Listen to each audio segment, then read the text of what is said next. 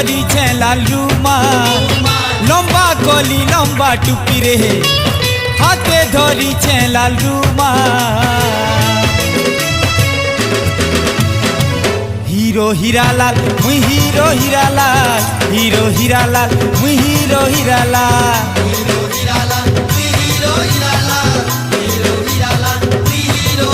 हाँ जेल बाटे मुई चाली गले मोर पछे केते दी।